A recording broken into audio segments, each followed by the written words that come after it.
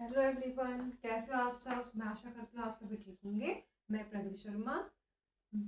आज आपको हम यहाँ पर मैथ का क्लास 11 का सेट पढ़ा रहे हैं। सेट में हमने आपको कुछ एक्सरसाइज करा दी थी 1.1 और 1.2 और आज हम इसकी 1.3 कराएंगे। और इसका ये सेट में क्वेश्चन नंबर 1 और क्वेश्चन नंबर 2 इसके बाद कराएंगे। पहले हम उसको क्वेश्चन नंबर 3 से कराते हैं। अब देखिए क्वेश्चन नंबर 3, निम्नलिखित समुच्चयों के सभी उपसमुच्चय लिखिए।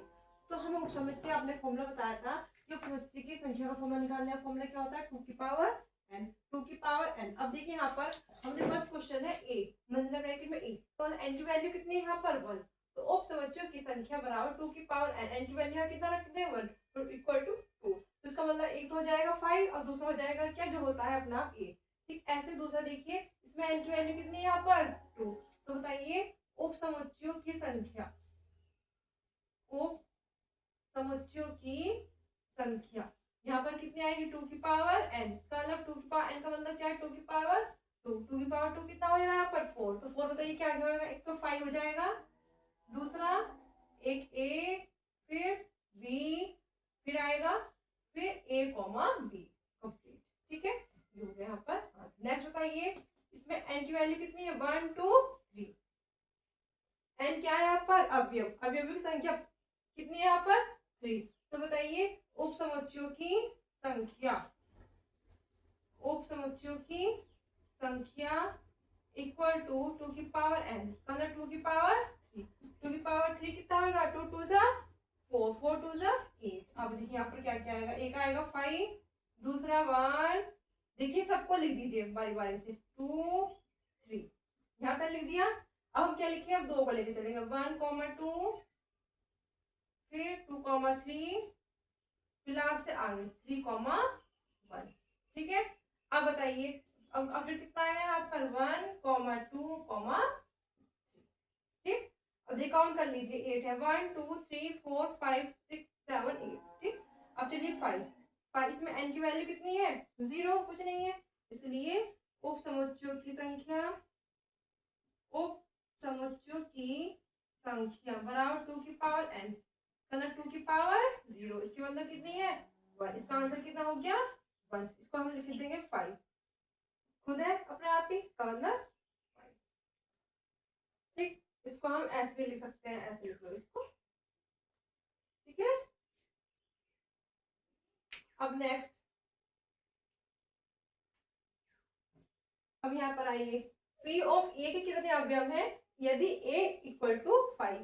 तो देखिए आपको दिया क्या है यहाँ पर, दिया है a इक्वल टू 5। ठीक अब बताइए यहाँ पर n की वैल्यू कितनी है 0, सेम क्वेश्चन यही है। ठीक है तो इसका मतलब हम यहाँ पर लिखेंगे उपसमुच्चयों की संख्या बराबर 2 की पावर n 2 की पावर n 0। इसका मतलब कितने हैं 1 है, क्या है p of a equal to 5। ठीक चलिए अब बताना है निम्नलिखित का अंतराल रूप में लिखिए। तो अंतराल तो सिंपल है, आपको बताया था अगर यहाँ पर साइन होता है ये होता है तो लगाते हैं ओपन साइन, अगर क्या नाम है लेस देन और इक्वल दोनों होते हैं तो लगाते हैं ये साइन। ठीक ऐसे ये बताइए x that is x belongs to r comma 0 less than equal to x less than 7। तो बताइए कितना लिखेंगे इसको, यहाँ पर कैसा साइन है ये तो यहाँ पर लगाएंगे हम ये वाला साइन। ठीक है ये ऑपोज को बोलते हैं क्लोज्ड। ठीक है अब लिख देंगे 0 कॉमा ये कैसा है ओपन, इसका मतलब यहाँ लगा देंगे इसको हम ओपन, ओपन ऐसा बनाएंगे। ठीक चलिए नेक्स्ट थर्ड वाला बताइए। थर्ड वाले में देखिए यहाँ पर कैसा है ये ओपन तो -12, ये भी ओपन है तो -10। ठीक अब ये बताइए x that is x belongs to r 3 less than equal to x less than equal to 4। तो दोनों पे कैसा लगेगा क्लोज, तो क्लोज लगा दीजिए 3 4। सिंपल है बिल्कुल। निम्नलिखित अंतरालों को समुच्चय निर्माण रूप में लिखिए।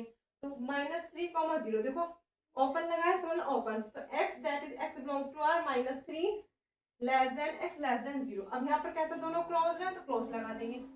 x that is x belongs to r कैसा साइन है क्लोज है, इसका मतलब 6 less than equal to x less than equal to 12।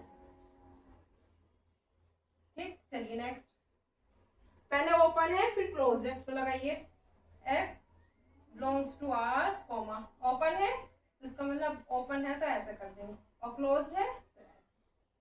चलिए नेक्स्ट, एक क्लोज है दूसरा ओपन है। चलिए कीजिए x that is x belongs to r comma कैसे लिखेंगे इसको माइनस देंगे कैसा है क्लोज तो less than equal to x और less than 5 complete. Note down